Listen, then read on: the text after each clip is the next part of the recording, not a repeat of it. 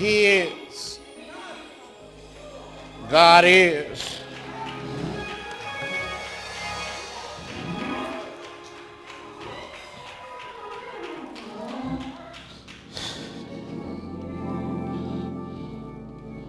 I'm not worried about anything in 2016 because God is. He's already ahead of us. Yeah, he knows what's going to happen.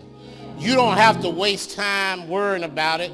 He's already there. I hope you know that. My Lord. Philippians 3:13 is instructive for us today. What Paul wrote to that church is timely today. All these years later, Paul gives us instructions about how to approach the new year. It's as if he's sitting on the front row and he says, Andre, tell them what I said in Philippians. And Paul wrote, brethren, that means all of us. He said, I count not myself to have apprehended. You know what apprehension means? That means grab hold. When you've been apprehended, that means you've been caught. Yeah. I count not myself to have already caught it. He said, but this one thing I do, forgetting those things which are behind and reaching forth unto those things which are before. This one thing I do, forgetting those things which are behind and reaching forth unto those things which are before. There are some people in your life who can walk and have walked away from you. For whatever reason, they decided not to stay with you. I want you to hear me when I say this. If people can walk away from you, let them walk. Let them go. Yeah, I don't want you to try to talk to them again. I don't want you to convince them to stay. I don't want you to try to talk them into loving you. I don't want you calling them. I don't want you taking phone calls from them. I don't want you trying to convince them to care about you. I don't want you to talk to them about coming back to see you. I don't want you to talk to them about staying attached to you. If they call, hang up the phone. If they are okay walking away, let them go. Let them go. Let them go. All right? Stop trying to hang on to what's trying to leave you. Let them go. Let them go. When people can walk away from you, you should know that your destiny, what God wants from you, is never tied to anybody that can leave you. It's only tied to folk who will stay with you. The songwriter said, through it all.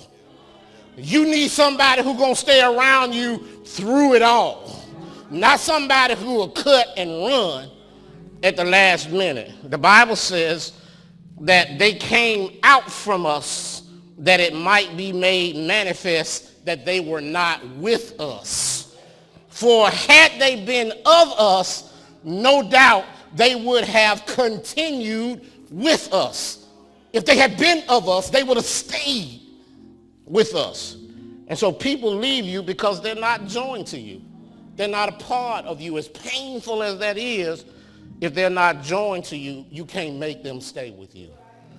And so let them go. Doesn't mean that they're a bad person. Yeah, you don't have to hate them. You just need to let them go. Yeah, their part in your story is over. It's over. Yeah, turn the page. start writing a new chapter in your life. I love this about writing my own story. I can put in who I want to put in. I don't have to write villains in my story. I can put good guys in my story. If they turn out to be villains, it's not because I made them that way. It's because that's what they are. They're just villains. But don't put evil folk in your story. I like for my story to be full of heroes. Yeah, people who are happy. People who understand that life is about happy and not just sadness. Yeah, I like people who can help me get to another level in my story. I don't want to sit around and talk to folk about what we used to do. I want to talk to somebody about what we gonna do. If I got to have a theme for this sermon today, you already know what it is. It's simply let it go. Let it go. Not that song. Yeah. Some of y'all walking around holding the balloon of yesterday. The wind is coming and knocking it about, and it's trying to get out of your hand, and you keep wrapping the string around it, and it's slowing you down. You can't get where you need to get, little bird, but all you need to do is let it go. Let it go. If it doesn't want to be with you, you got to know when something's dead in your life. Stop carrying around deadness.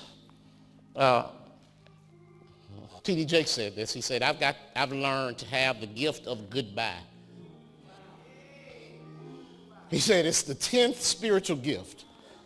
The 10th spiritual gift. He said, I believe in goodbye. It's not that it's hateful, but that I'm faithful. And I know whatever God has for me or means for me, he's going to give it to me. And if it takes too much sweat and too much arguing and too much anger, then God doesn't want me to have that, because his yoke is and his burdens are, come on now. Some of us keep fussing and fighting, trying to make something happen. It ain't of God, it's of you.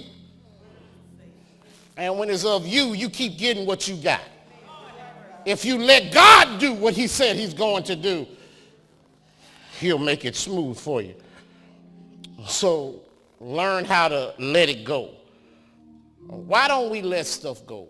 Well, some reason we don't let it go because we don't understand that you don't have forever to get things together. Ironically, the younger you are, the more you think you have time to do anything. The older you get, the more you realize that time is a valuable commodity. And because of that, you stop wasting time on things that don't matter. Oh, I can tell you right now, I spent time when I was 30 on stuff I wouldn't even blink at now that I'm 50. I won't even blink at it. I'm like, oh, no, bye. I'm done with that. Why? Because it has no value. Doesn't have value to my life. And I've learned, as TD said, how to say goodbye and let it go. Let it go. You need to learn how to understand the value of time. Time is valuable. Time is valuable. See, if you don't know how valuable time is, how valuable is 1 month in somebody's life? One month. Ask a mama whose baby was born a month premature. If you want to know how valuable a month is, if you want to know how valuable a year is, ask a student who failed a grade. You won't know how valuable a year is. That's a valuable, you can't get that back. No. You want to know how valuable 1 week is? Ask somebody who lives paycheck to paycheck and they don't get paid 1 week.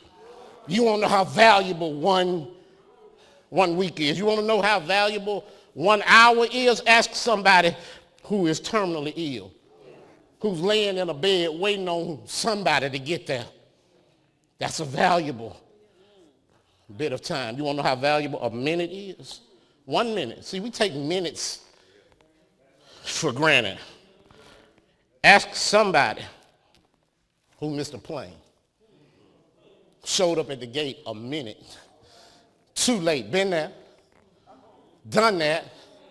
They look at you and say, I'm sorry, the gate's been closed. But it was y'all fault I was late. I said, I'm sorry. The gate's been closed. We'll see if we can rebook you. Basically what they're saying is, we don't care the inconvenience that our actions cause in your life, but you need to go back and reorder your life at this point. That's what they say to you. And then I saw something in the paper this week. Step aside, Andre. I saw a Delta airline turned around and let a family get on the plane. They were going to their father's funeral. And they missed the plane because of Delta. They missed the plane. They get to the gate. It's already closed. Apparently, the folk go crazy because there's no way they can get from Minneapolis to Tennessee in the time frame because of the weather, and they are hysterical. And the folk, the gate attendant must have said something to the pilot, and the pilot actually turned the plane around and came and let the folk get on the plane. Now, I say excellent to him for doing that. For doing that. One writer said he'll probably get fired for doing the right thing, but that was the right thing to do to help them folks out. Yeah, but that's the value of a minute. 1 minute. They were late. 1 minute, and you can't get that back. How do you value 1 second? Ask Usain Bolt.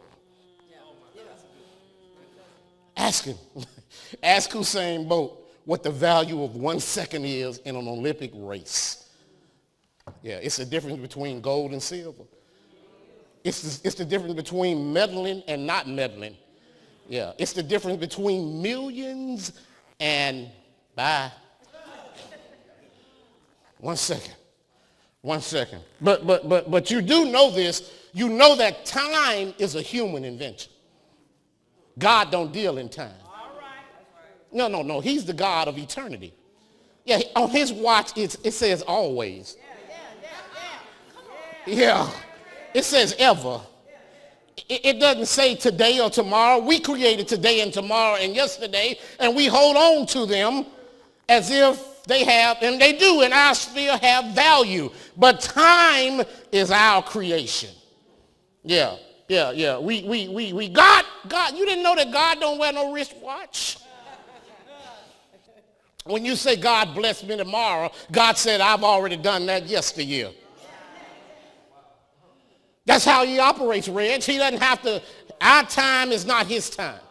No.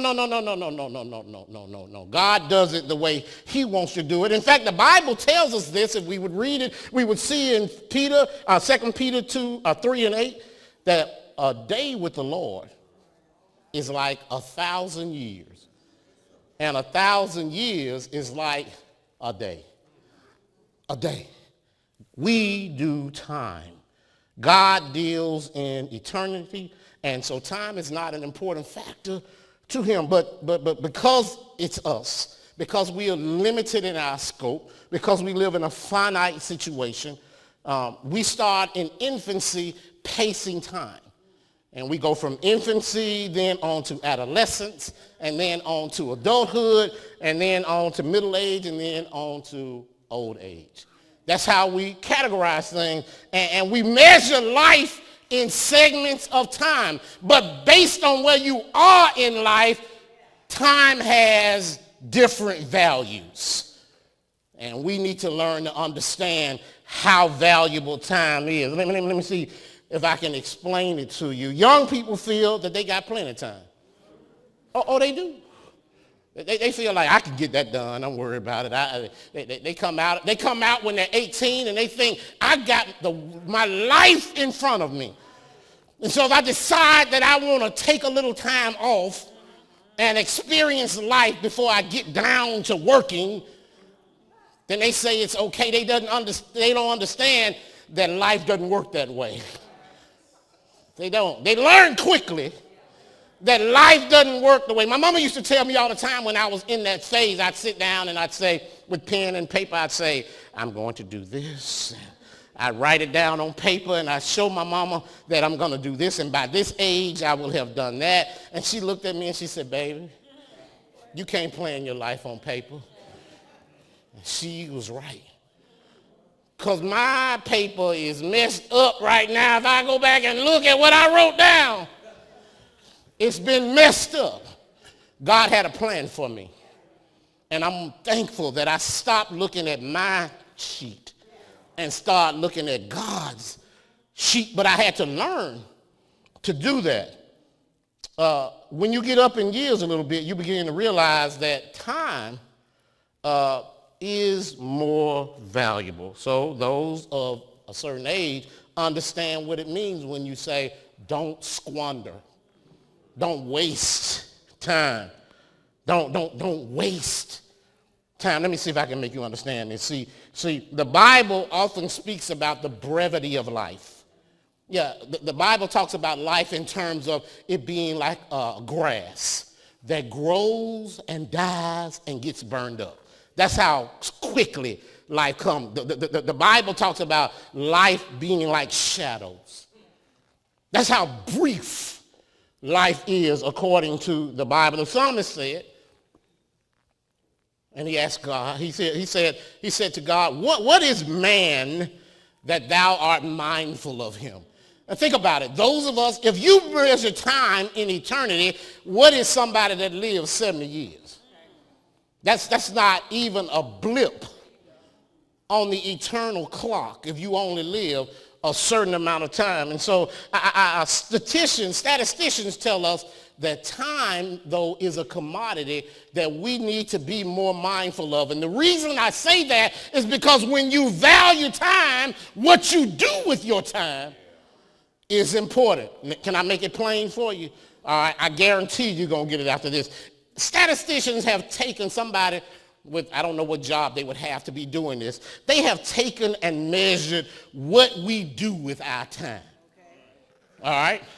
What we do.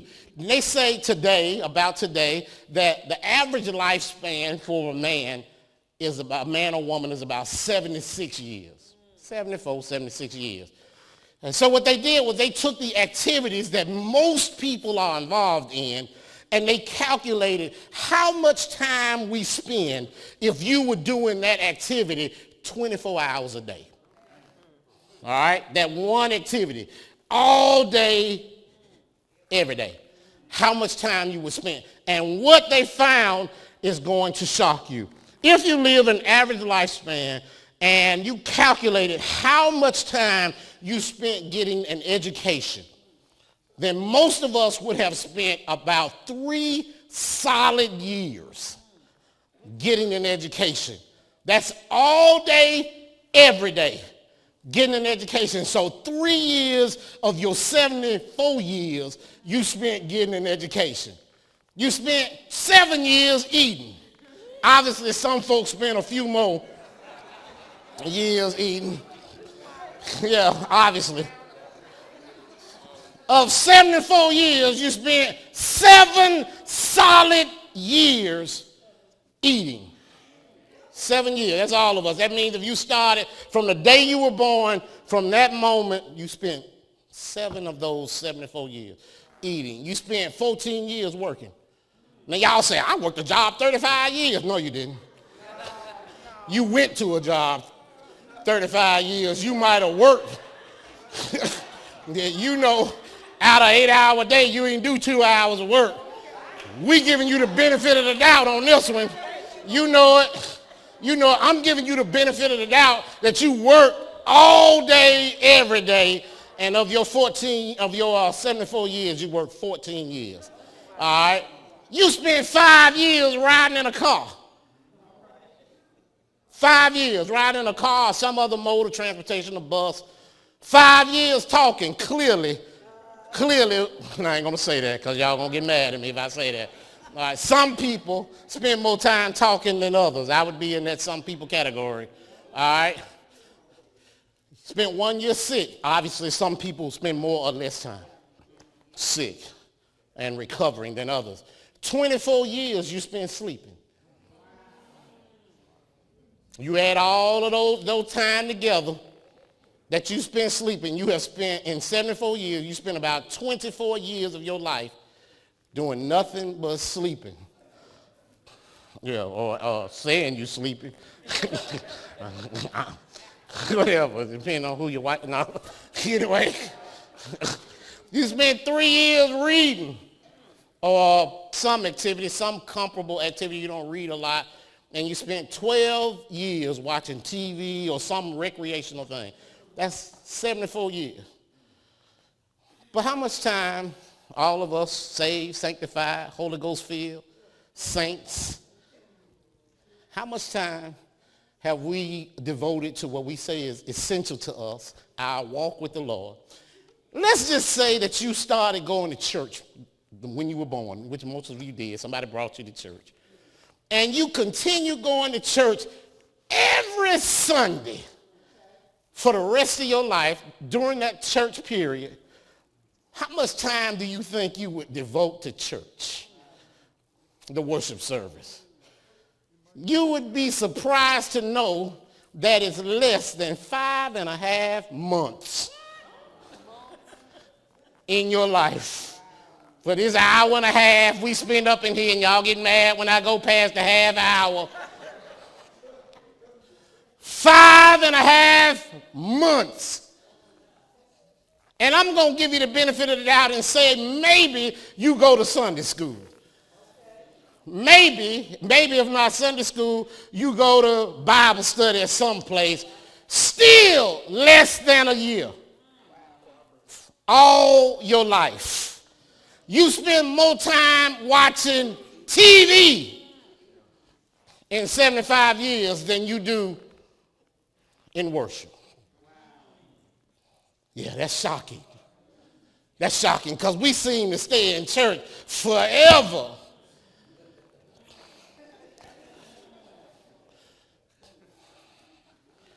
Yeah, 5.5 months of your life. Because remember now, we're only doing this at an hour and a half a clip.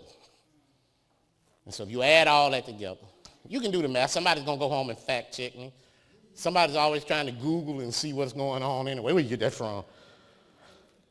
It's all right. The truth of the matter is, what has value to you? What has value to you? I'm so glad that God doesn't keep score like this.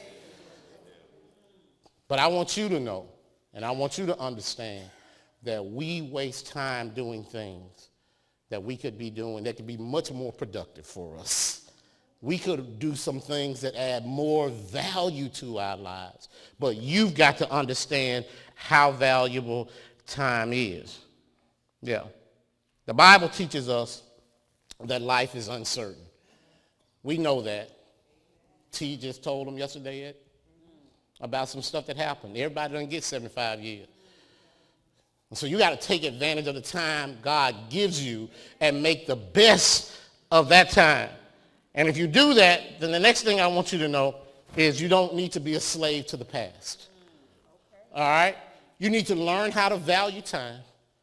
And please don't be a slave to the past. Now, I intentionally use that term slave because I know in our community, we don't want to be a slave to nothing. No. We in our history, slavery does not fit well. And yet, some of us are in bondage to the past. Some of us are willingly in bondage to what happened yesterday and yesteryear. We dwell upon the negative. It doesn't matter how much someone presents themselves as new today. We only see them with yesterday eyes. In fact, not just them, we only see ourselves with yesterday eyes. We can't ever get past what we did. But Paul said, now look back at this because this is scriptural. Paul said, I count myself not to have already gotten there. Can I tell you, Paul wrote 3/4 of the New Testament. Clearly, Paul made a turn in his life from the Paul we met. In fact, he was so awful, his name wasn't Paul when we first met him. His name was Saul. And Saul was something else. I like to say his name was Saul with an S because he was the chief sinner. He was the one who was trying to kill everything associated with Christianity. That's who he was. He was awful. He had no problem being awful. He got permission from the temple to be more awful. If anybody could be knocked down and held back because of their past, then Paul should have been the one who got up every morning concerned about what he used to be.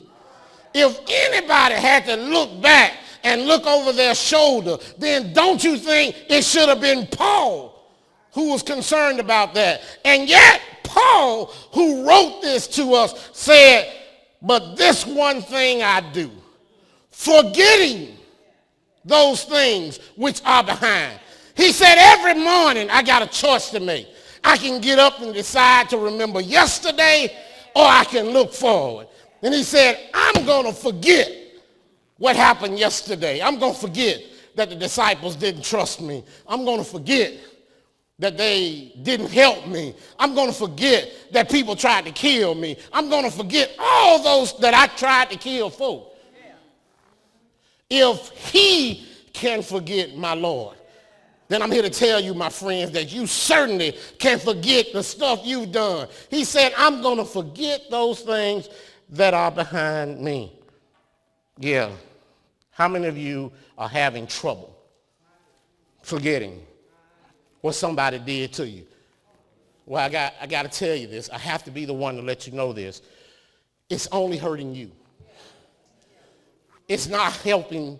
It's not hurting them at all.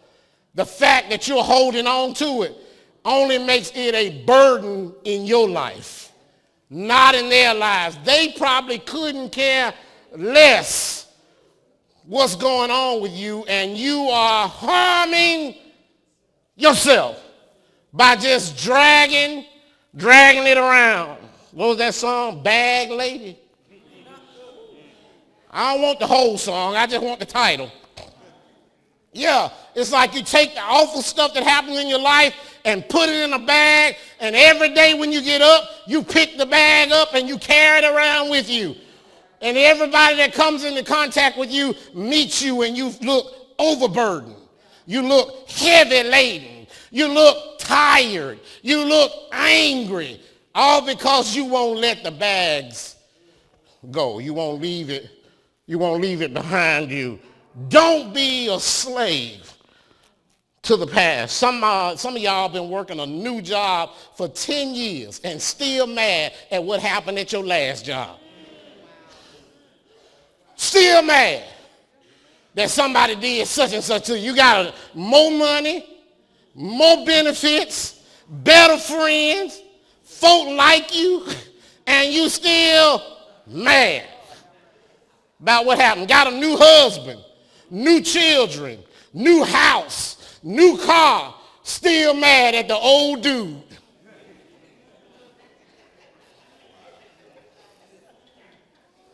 Why? Let it go. Let it go.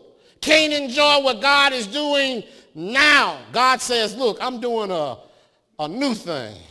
Some of y'all keep looking at the new thing through them old shades, and it just makes it bad. The last thing I want to tell you is this. You need to not just understand the value of time. You need to let go of the past.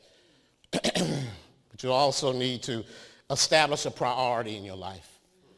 That's what Paul said. You need to have a priority in your life. I didn't say priorities. You need to have a priority in your life. What does that mean? And right there in Scripture it says, Paul says, he said, but this one thing I do.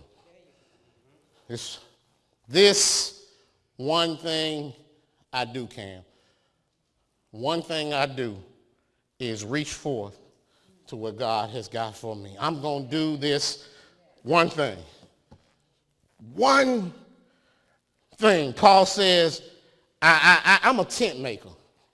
That's what Paul said. He was. Paul was a bivocational preacher. Just like I'm a bivocational pastor. That means I got another job other than pastoring. Paul did more than one thing in his life. Yeah, he made tents. He preached sermons. He witnessed to people. He established churches. He healed the sick. He wrote books. He did a lot of different things. We all do a lot of different things. But you got to have one priority out of all the things you do, no matter what. If you keep trying to do a little bit of this and a little bit of this and a little bit of this and never have a priority, then you're not going to accomplish what God wants you to accomplish. Let me make that plain to you. If anything and everything can pull you away from the main thing, it ain't the main thing. All right? It's not the main thing. You need to have a main thing in your life that you will do anything to maintain. And you need to let folks know, this is me. I have to do this. People know, no matter what's going on in my life, 45th Street is a priority. They know it. They don't like it. It gets people mad at me. On Wednesday night, I tell them I can't come. I got to go to church. And they say, but it's just one Wednesday. I said, I know. But that's the main thing. Because I promised him I was going to do it. On Sunday morning, I might be on the other side of the country. I got to figure out how to get back here. Almost without exception. Why? Because it's the main thing. See, we make the main thing optional. And when the main thing becomes optional, then it's not the main thing. You're not going to like me saying this, but that's why this is the first sermon of the year. I'm here to tell you right now, you need a main thing. Now, you need to figure out what your main thing is. If God ain't your main thing, then don't expect God to be your main thing when the time comes. If the Lord is not what you want, then let him know. Don't play with him. Don't play with him. Don't act like he's the main thing. Don't tell folk he's the main thing, and then they see you going the other way when it's main thing time. Don't do that. I'm not talking about just coming to worship service. Don't get that wrong, because when she my main thing, see, that's my main thing right there. In life, it doesn't matter what's going on, I'm going to get to my main thing. Blizzard might come in January. I might be at work. She might be in Hoover at work. I'm downtown. I'm going to do what I got to do to get to my main thing. Even if that means driving on snowy roads. Even if that means sliding in my car. Even if that means putting myself in jeopardy. Even if that means trying to drive on 459 when nobody else is driving on there. I'm going to get to my main thing. I got to my main thing. She was sitting on the side of the road. Couldn't go nowhere. Guess who comes trudging through the snow? Yes, sir. Yeah. I got to my main thing. It was better than the Postal Service, brothers. Neither rain nor snow, nothing gonna stop me from delivering the mail. I'm here to tell you, when your focal point is there, but none of that works. That's not a brag. That's just focus. And everything in your life needs to have a focus. And guess what? The reason I was able to get to her was because of him. Not because of me. Was because I keep him the main thing, and he guided me. He let the car slide, but it didn't slide too far. He let the car drive, but it didn't drive too fast. He let me get afraid, but not so afraid that I didn't know he was with me. He kept me. Why? Because he's the main thing. And when you keep him the main thing, it might not make sense to folks. Folks say, well, y'all just get together tomorrow when the snow melts. I said, no, today, this day. Before the sun go down, we gonna be together today. We got together, we couldn't even get home. It didn't matter. Home was where we were. Yeah, that's all that mattered. I'm here to tell you, keep the main thing the main thing. And so as I get out of here, if you holding on to something that doesn't belong to you and was never intended for your life, I came to tell you today, help me preach this, let it go. If you're holding on to some past hurts that somebody put on you, some pain that you still got, come on, help me out now. Let it go. If somebody can't treat you right, love you back, or see your worth, let it go. If somebody has made you mad, and every time you see them, you stay mad, I'm here to tell you, let them go. If you're holding on to some thoughts of evil or revenge, I came to tell you today, let it go. If you're involved in a wrong relationship or addiction, I came to tell you today, let it go. If you're holding on to a job that no longer meets your needs or your talents, then I came to tell you today to let it go. If you got a bad attitude, let it go. If you keep judging others to make yourself feel better, I came to tell you today to let it go. If you stuck in the past and God is trying to get you to a new level, I came to tell you today, let it go. If you're struggling with the healing of a broken relationship, let it go. If you keep trying to help somebody who won't even help themselves, even if you call them son or daughter, I came to tell you today, let it go. If you're feeling depressed and stressed, let it go. If there's a particular situation in your life that you're used to handling yourself and God is saying to you, take your hands off of it, I came to double down on it and tell you to let it go. Let the past be the past. Forget the former things. Press toward the things ahead. God is going to do a new thing for you in 2016. And guess what? If he doesn't complete the new thing in 2016, then it'll carry over to 2017. But anyway, don't pull 2015 back in the mix. Just let it go. Let it go. Let it go. Jesus didn't try to hold on to this life. No, he didn't. There's a whole lot of good things that Jesus did while he was in this life. He healed folk. He celebrated with folk. He made folks' life better.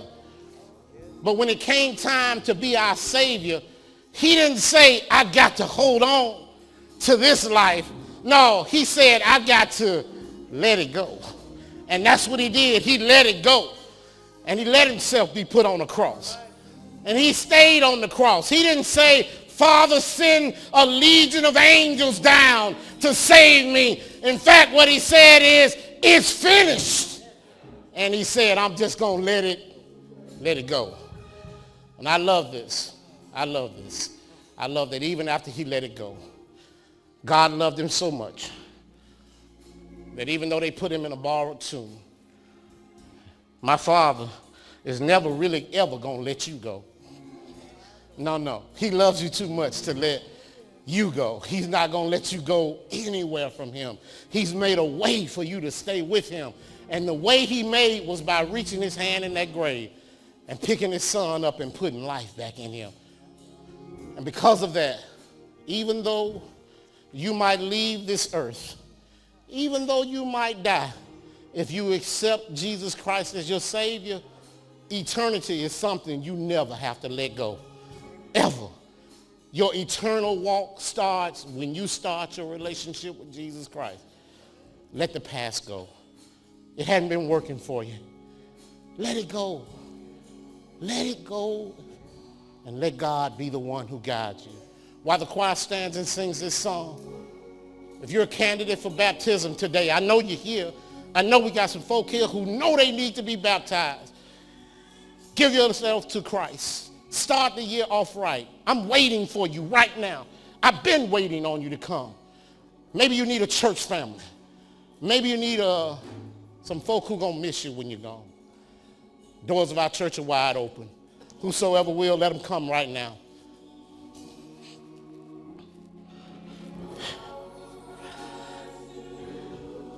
Help us. Help us. Well, there it is. I I hope you were blessed by God's word. It's my prayer that you will grow from this message. But in case you need a refresher, you can always stop by our physical location and worship with us at 7600 Division Avenue over in the Eastlake community.